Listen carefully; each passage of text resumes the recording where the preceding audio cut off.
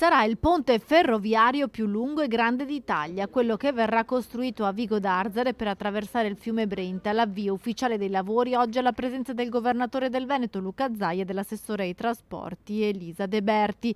Le ruspe al lavoro per realizzare il raddoppio del ponte ferroviario lungo la tratta Padova-Vigo d'Arzere sulla direttiva Padova-Castelfranco, che comporterà così un incremento della capacità del 25%, consentendo un aumento di traffico sia passeggeri che merci. Va a migliorare l'efficienza del servizio ferroviario sulla linea da Padova a Castelfranco. Sul Brenta qui c'era un binario unico e c'era quindi una strozzatura che impediva di poter sfruttare al meglio la potenzialità della linea. Verrà costruito sostanzialmente un nuovo ponte di 100 metri, non avrà le pile né in alveo né sui versanti, quindi un ponte che anche dal punto di vista idraulico avrà i suoi vantaggi e con il raddoppio darà la possibilità di avere una potenzialità superiore del 25%.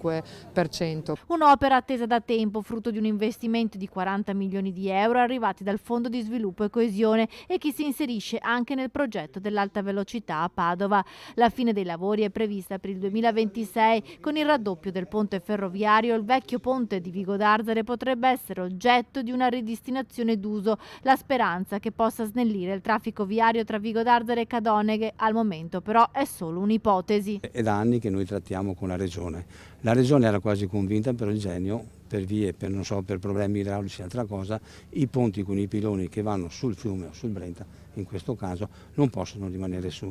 Perché prima il Presidente ha detto noi l'abbiamo fatto da furbi, li abbiamo rialzato in modo tale che se viene un'inondazione non dobbiamo chiudere la ferrovia.